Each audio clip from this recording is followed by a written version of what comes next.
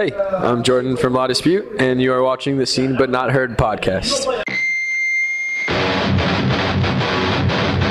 Hey everyone, welcome to another Seen But Not Heard podcast. I'm Phil. We are here in Chicago at the Metro, and joining me on the podcast today, once again backed by popular demand, our good friends Jordan Dreyer. How are you, Jordan? I'm great, Phil. How are you? Good. It's very good to see you again. Good to see you. Yeah. Last time we talked with you on the podcast, you guys were touring with Thrice, and it was immediately after that tour that Thrice announced that they were going on indefinite hiatus. My first question for you, Jordan, is do you feel directly responsible for the breakup of Thrice?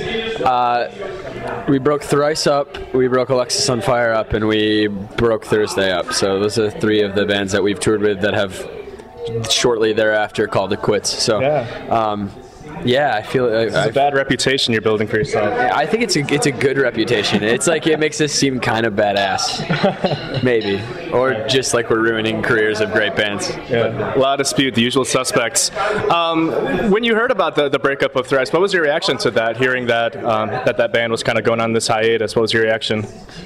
I mean, it was a little bit surprising. It wasn't really any indication of that when we were on tour with them. We really didn't see it coming. On the other hand, it's not altogether surprising. Bands break up all the time. Bands break up every day. Yeah. Well, maybe not every day, and they've been doing it they did it for a long, long time. Everything runs its course, and I think they'll continue to exist in some way, shape, or form down the line. But I love those dudes, and I think they'll all be better for it. So. Yeah. Now, you mentioned another band that recently broke up too, Thursday. I think it was actually like the day after Thrice announced their hiatus, that Thursday announced their hiatus as well. That's a band that you guys were close with. What was your reaction to that, or what do you think of that band when you think back on your relationship with them?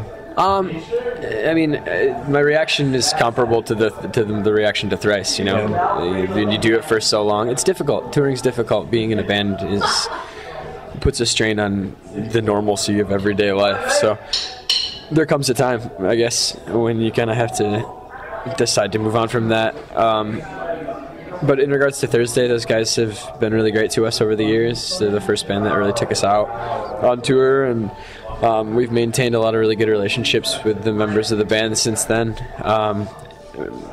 And it's the same thing. They're all doing really great things by themselves, and they'll all continue to be a part of our lives for a long time, I'm sure. Mm-hmm. Now, on the opposite side of things, a couple bands captured headlines this year when they announced that they were getting back together. Refused and At the Drive-In, two bands that I think influenced the sound of La Dispute, or influenced kind of what you guys do. What did you make of that? These bands kind of getting back together after so long. I think it's awesome. I mean, we get to see Refused in Europe. We're playing a festival that they're playing, and I'm pretty excited. Nice. From all indications, those shows have been amazing, and they look like they're having a lot of fun.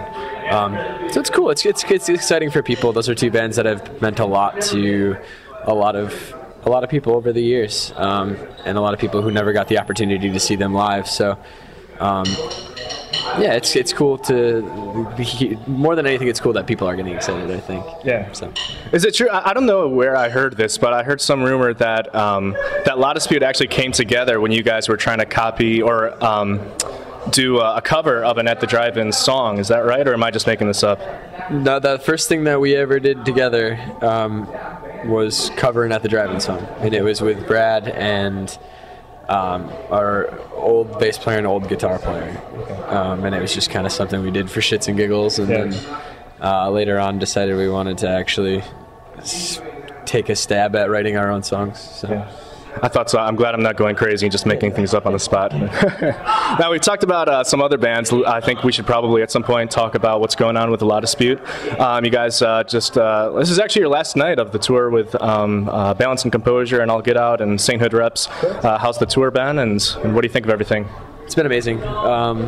It's the first headliner we've done in a year, and the first one since the record came out, so it was something we were all looking forward to, just to kind of see people's reaction and get to headline in some places that we'd never headlined before, and go back to some places that we hadn't been to in a while.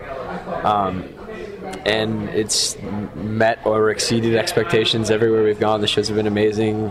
Kids have been great.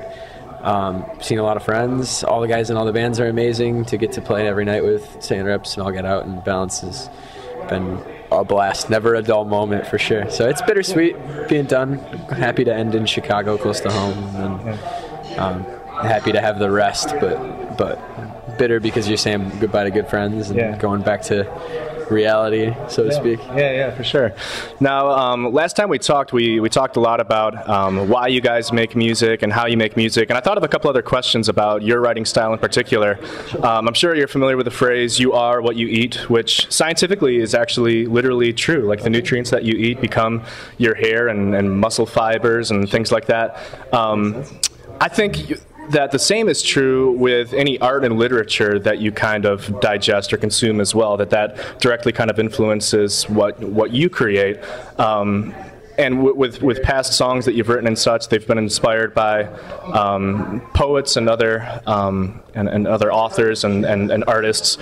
Who have been some of those people? What is it about that art that inspires you? And is there anything that you're either reading or listening to in particular right now that you find inspiring or influential? Sure. Well, I think to a degree it's what you put in, but what you choose to put in is dependent on your personality. So,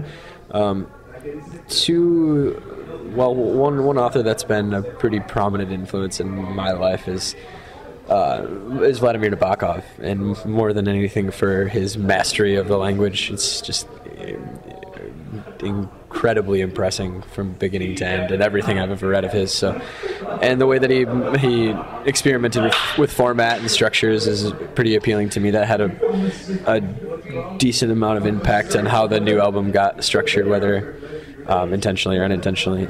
As far as musicians go, Joanna Newsom is one of my favorites. I fluctuate between which of her 3 records is my favorite, but someone who just baffles me for her creativity, but also for her mastery of language. She's an incredible lyricist, and I think, I get teased from my bandmates because I think in Joanna Newsom, like, if I'm not doing something, I somehow end up singing a lyric from a song or something. But in the Mountain Goats, John Darnielle is one of my favorite writers. So those are 3 pretty big ones, I think, in shaping at least the way I write for songs. Yeah.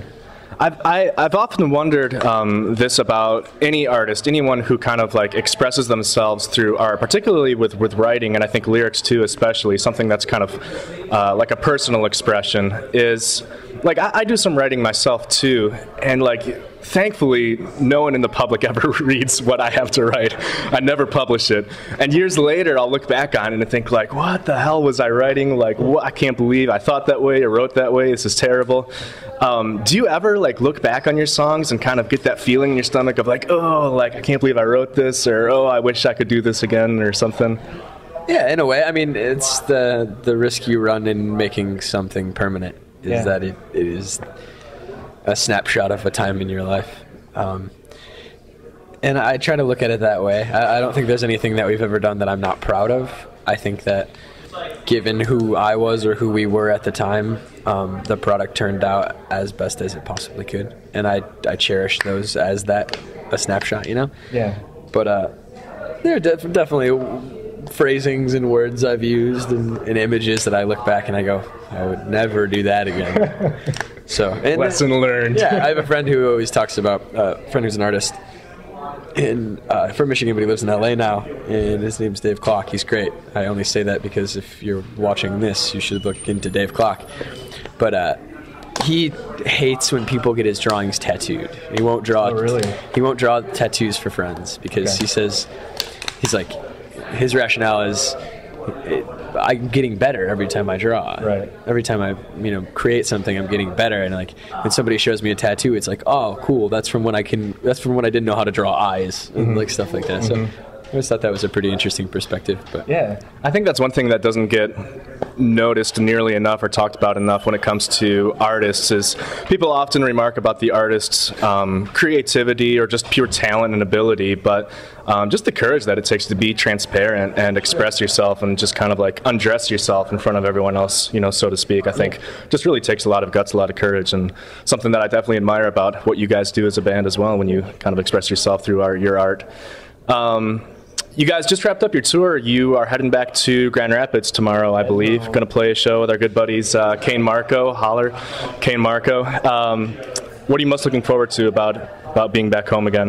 Well, obviously seeing friends and family is a big thing.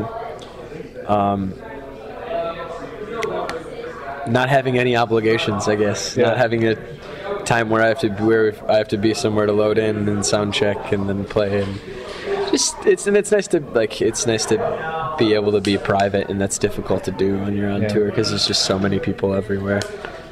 People like me trying to do interviews with bandmates, everyone. It's hard to be alone, and so it'll be nice to sleep in my own bed, and it'll be nice to watch baseball and see friends and family and just be quiet for a minute before I start to lose my mind because I'm not doing anything. So right, and then you get that itch to get back on the road again, I'm sure. And then I want to leave, yep. Awesome.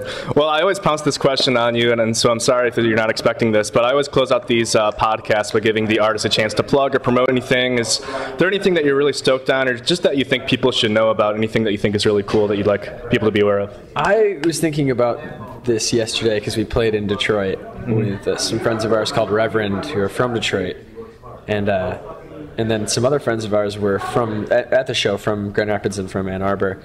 And I meant to say this last night while we were playing, but I forgot. I'm going to say it now. But there are a lot of talented bands in the state of Michigan that people don't know about. A band called Reverend, band called Procession, band called Pity Sex. Friend Sam in Grand Rapids does something called Radiator Hospital, and it's amazing. Kane Marco, we mentioned. So that's my plug. A day late and a dollar short, but that's all right. Well, hopefully people watch this podcast, share it with their friends, and we'll get the word out about the good stuff that's happening in the America's High Five, the state of Michigan. Well, thanks as always, Jordan, for coming on the podcast. Wish you guys the best with the show tonight and with everything ahead in the year. And thank you all for watching another Seen But Not Heard podcast. Like I said, share it with your friends. Subscribe to the website, and hopefully we'll have another episode coming soon to you.